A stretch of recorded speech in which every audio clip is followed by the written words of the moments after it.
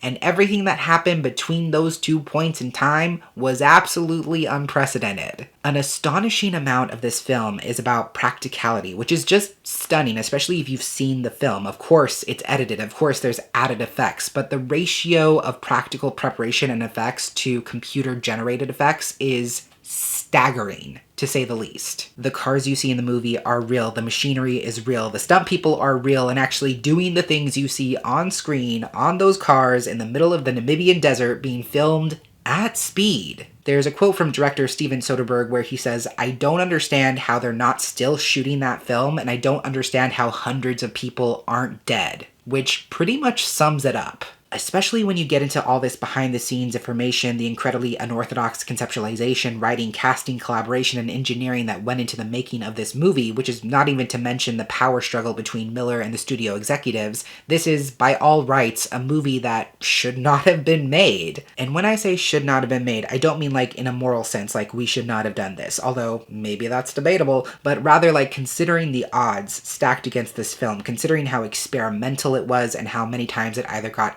or changed, it's almost unbelievable that it actually exists the way it does. I feel like on the internet I always see people who are like, I can't believe the guy who made Babe and Happy Feet also made Fury Road, and it was actually kind of cool to get some insight as to the inner workings of the film industry in terms of those industry politics, so to speak. In a lot of ways, the success of those two family films kind of funded Fury Road indirectly because they legitimized George Miller as a filmmaker and proved that he could stand to make studios a lot of money, which means they were more willing to take that chance on Fury Road, which a lot of people, even the actors, couldn't understand until after it was finished. So in a way, part of this book is bringing up that tension between business and art, about how art existing in the landscape of capitalism for the benefit of capitalism changes it in some ways, because then art can no longer exist on its own merit. It becomes like a catch-22 situation where it has to be art that can sell in order for it even to be made in the first place. But I'm also not here to romanticize the artist or the creation of art either. I think George Miller definitely pushed the boundaries of that in the creation of this film, and whether that's justified or not based on the finished product is up for debate. The one qualm I have with this book structurally is the way it splices together all of these interviews, because it's kind of pulling these little snippets from hundreds of interviews and arranging those snippets depending on the topic. And sometimes it's just like one or two sentences from people who aren't necessarily major players and who aren't really shaping the narrative in any kind of significant way with their contributions, so sometimes it just feels like one too many voices. But besides that, like I said, this is a fascinating read for fans of Fury Road, which I do consider myself, so I gave this 4.5 stars. Then, completely switching gears, no pun intended, the next book I picked up was Camp Quilt Bag by Nicole Melleby and AJ Sass. This was again kindly sent to me by Algonquin Young Readers for another campaign I took part in, so thank you to them once again, and this one actually came out on March 21st. This is a really delightful, queer, contemporary middle grade story about two queer kids, Kai who uses er pronouns and Abigail who uses she, her, hers. They both go to spend 2 weeks at this summer retreat that is specifically for kids of all ages who are queer and or trans. Abigail's had some trouble relating to her classmates, especially going to a Catholic school where she doesn't know anyone else who's queer, so she's coming to this camp hoping to feel like she finally belongs and being eager to connect and make friends. Kai's there a bit more reluctantly. He recently injured Air's shoulder and he's been wearing a sling because of it, and that incident is part of why Air parents really wanted him to get away to spend time with other queer kids. Eventually, Abigail and Kai meet and decide to start a pact where they will help each other survive these 2 weeks as they navigate pesky crushes, queer identities, and a camp-wide competition that will pit cabin against cabin in a quest for a grand prize. Content warnings for some experiences of homophobia, past instances of bullying and related physical assault, some descriptions of injury, and some internalized homophobia and transphobia, which is unpacked on the page. This is such a wonderful book. I really appreciate how it's an adventurous, lighthearted story full of really fun summer camp activities and shenanigans that will engage young readers, but at the same time, it's also acting as a springboard for a lot of nuanced conversations. I love how the story questions what it means to belong, because that's what's at the core of this summer program and its entire premise. You know, get all these kids together who belong to the same community and they will establish these connections based on shared experiences. That's why Abigail begged her parents to let her come to this camp. She was being bullied and alienated by her Catholic school friends for being queer, and she just wants to be in a place where she doesn't have to explain herself. And Kai's parents wanted him to attend this program for similar reasons so that he can find people who aren't put off by air non-binary identity and neo-pronouns. In both cases, the characters are finding out that it's not that simple, and I appreciate how the story shows that just because people share a label or even an experience doesn't mean they automatically understand or connect with everyone else with that label or experience. There's this huge misconception that community is automatic, that it's something that can be found just by claiming a label, an experience, a background. But that's not true. Community is not passive. It is active. It is actionable. It is intentional. It is something created by choice, not by circumstance. That's a really complex topic, and this book tackles it wonderfully in a really age-appropriate way by showing both Kai and Abigail bumping up against uncomfortable boundaries in their conversations with other campers. Whether it's a limited understanding of how we can use labels and language expansively, or asking ourselves what it means to truly be inclusive. That's another false equivalence when it comes to queer community, this idea that because we encompass so many different identities and experiences, because we're seeking safe harbor from an unaccepting world,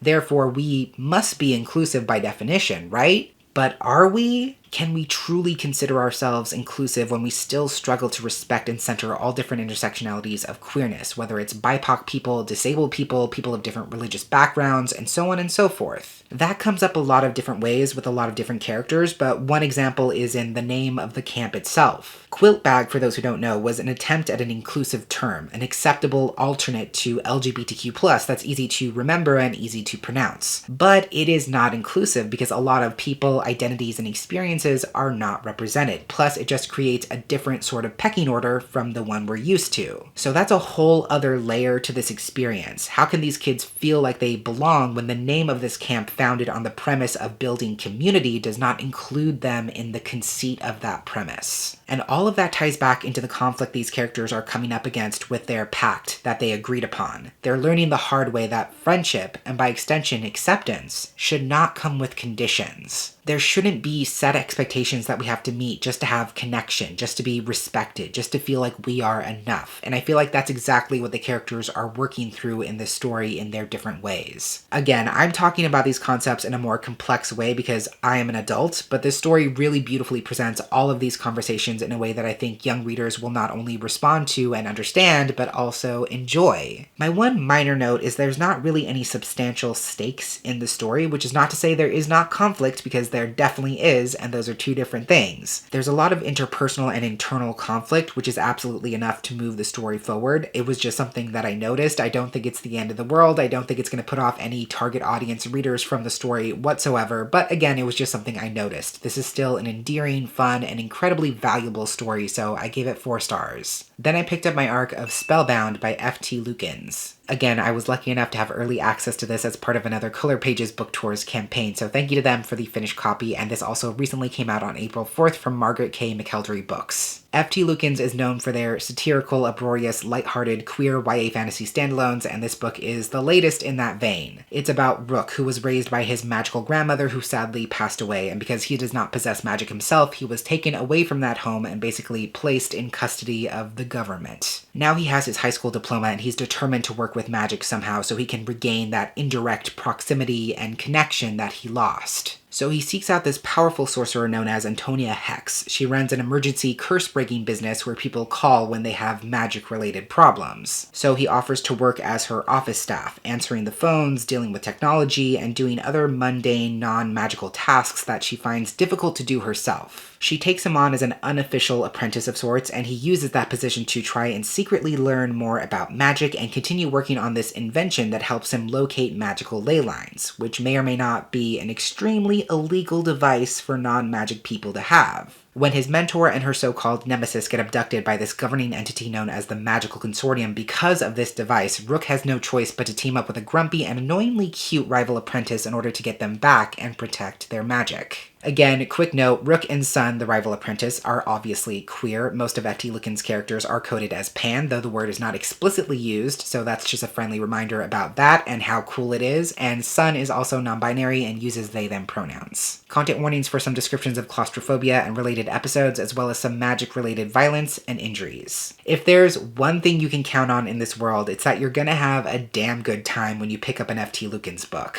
Their stories are satirical, tongue-in-cheek, they have that sort of over-the-top humorous queer banter that I just can't get enough of, and they're just so much fun. Every time I read something from F.T. Lukens, I leave it feeling so much lighter than when I came into it. By the end of it, I feel like they've taken so much weight off my shoulders just by giving me these imaginative, hilarious, fully immersive queer stories with such endearing characters. So of course, this is definitely another laugh-out-loud story with utterly ridiculous characters who are just posturing to the extreme, trying to play it cool, trying to make it seem like they know exactly what they're doing when they very much don't. But besides the humor and feel-good romance, which are definitely F.T. Lucan's fortes, I feel like the story is a really strong statement against gatekeeping, against those who want to quantify who belongs to a community and who deserves recognition and protection within that community by drawing this imaginary line to determine who is enough and who isn't. That's really what's driving the entire story, because Rook has grown up his entire life with his grandmother, who was magic and who always made him feel like part of that magic. But without her to legitimize his connection to magic, he's been forcefully removed from it. That causes a huge void in his life, and that's why he decides to invent this illegal device that will connect him to magic again. And that only poses a threat to this all-powerful magical consortium, because that means he has access to magic that they cannot control or define. That's what struck me the most about this story, that it's a really lighthearted, fun, magical romp, but it's also taking a very firm stance against authoritarianism and gatekeeping, like I said, showing that there are so many more ways to exist than can be anticipated when we try to establish these hard limitations of what humanity can or should look like. I also appreciate the magic system in this story because it opens up a conversation about issues of access and scarcity of resources. So in this world, magic functions in relation to ley lines. If you're near a stronger ley line, you can do more powerful magic. If you're near a weaker line, then you can't perform any magic or very simple magic. So that system is again challenging this idea that magic, in this case, is monolithic. This misconception that everyone who uses magic is automatically equal and on equal footing and using magic in the same ways. So as the story goes on, you see Rook questioning whether there truly is such a thing as being an incredibly powerful, naturally gifted sorcerer in this world. Are there people who have a natural affinity for magic, or simply people who have had more opportunities to access stronger magic? You know I love a good parallel as well, and I love how Rook is someone who is constantly searching for magic, and Sun is someone who has a very good sense of seeing both magic in the world and in other people around them. So there's a really beautiful emotional arc between them as Rook finds what he's looking for in Sun, and Sun is able to see the magic, metaphoric and perhaps literal, that has always existed within Rook. These wonderfully silly, self-acclaimed frenemies definitely get up to some hijinks in this one, and it was really fun to follow their story. Like I said, it truly just brought me so much joy, and I gave it 4.5 stars. And finally, the last book I'm including for this video at least was my Patreon pick for the month, and that was Angels Before Man by Rafael Nicolas. This is an indie-published queer fantasy, if we're using fantasy to describe Christian theology, which I am, and it's basically a queer retelling of the fall of Lucifer. So it starts in eternal paradise with the birth of the most beautiful angel ever created, Lucifer, as he discovers what it means to be alive, but he's also struggling with shame, identity, and just understanding his purpose. It isn't until the angel of strength, Michael, comes into his life that Lucifer learns to really love himself, and what starts as friendship begins to bloom into romance. But of course, their god is a very jealous god, and they are very quickly going to learn the true price of paradise. Content warnings for depictions of mental instability, blasphemy, off-page sexual assault, allusions to grooming, some graphic depictions of violence, injury, death, body horror, and some self-harm, some instances of physical and emotional abuse, internalized homophobia, and some explicit sexual content. Listen, I just feel like healing from my religious trauma by reading queered, quote-unquote, blasphemous, absolutely unsanctioned texts that reimagine Catholic Christian mythos is just part of my brand at this point. It's just an experience I'm having, and I love it. I love the structure of this story because it's divided into two very distinct parts. It starts with the literal creation of Lucifer, this moment where God is fashioning from the fire this creature that's meant to be beautiful and perfect, which are both words that didn't mean anything before this angel's existence. So the first part is literally just discovery. It's about Lucifer engaging with heaven, figuring out what it means to live, learning the words for different things and experiences and feelings, and basking in the eternal pleasure and leisure he and the other angels are afforded in this paradise. So it's just full of wonder and curiosity. The writing is very lush and rich as Lucifer just rejoices in being alive and owing everything he has to the Creator, filling his day by worshiping this greatness that has allowed his existence. But there's also these very subtle undertones of tension. Lucifer is the angel of beauty, but he's plagued by shame and self-doubt. Even though he's happy with his life and grateful for his creation, he can't help but ask ask all these questions about why things are the way they are and how he's meant to find his true purpose. Like all the rest of the angels, he was dropped into heaven, told to worship this all-powerful entity who dictates everything about the universe based on his own whims, told that he doesn't need to do anything but be grateful, and none of that aligns with his insatiable need to make sense of things. And the second part of this book is obviously the fall. It's about that internal break that Lucifer experiences when he realizes that this love that is demanded of him is an abusive kind of love. It's a demanding, fickle, and selfish love that doesn't leave room for anything else. It's a love predicated on the promise of his pain, his self-loathing, his unhappiness, and it requires, very literally, everything he has in order for him to quote-unquote earn his place. So it's about that dissonance between worshiping a creator who can do and create incredibly terrible things whenever he wants, and then being forced to declare anything this god does as being good, which obviously throws a lot of things into question. So obviously after Lucifer and Michael start falling for each other, start finding value in themselves and their relationship, the cracks start to show, and it's very much the beginning of the end. And to be clear, what I appreciate most about this story is that it's not attempting to morally recalibrate Lucifer against the way he's originally depicted. He's a tragic hero, yes, but his actions are not being painted as heroic. You can better understand his perspective, you're inside of his mind, but he is exactly who he is. He does bad things, he hurts people, he's malicious and prideful and cruel, but even so, the story presents a kind of catharsis as he gradually breaks away from this world and this maker that's full of pain and contradiction. The second part of this book is really intense. It very quickly spirals into some very dark territory, but it's still written in such a compelling way that you can't look away from. The prose in this book feels like reading what a visual piece of art looks like, if that makes sense. Like the way it feels to look at those sort of classic religious artworks, the emotions they inspire, the vivid, overwrought imagery they feed into your senses and supplant in your mind. That's kind of like what reading this feels like. Ultimately, the story is about Lucifer trying to find his place in the world, struggling to gain his autonomy over a system and a god that affords him none, and what he's willing to sacrifice in order to break away from the life that's been relegated to him so he can start living the life that he wants. Again, that doesn't make the life that he wants for himself or the things he's willing to do any morally better than what he left behind, but it is something that he's able to choose for himself, and really he's fighting for the freedom to make that choice. Honestly, I'm still processing this. I know there's so much more to say about it that I just can't say because I don't have the words yet, but there was nothing about it that I did not love. It was painful and devastating and horrific, but also incredibly beautiful, and I couldn't give it any less than 5 stars. So those are all the books I read in March. I am filming this a little bit early, so there's always a chance I could finish something else, but I'm really not trying to at this point. If you've read any of these books, or if they're on your own TBR, let me know what you think down below in the comments so we can discuss. But that's everything I had to share for today. Thank you so much for watching, and until next time, educate yourself, be kind to yourself, take care of yourself, and I'll catch you on the flip side of the page.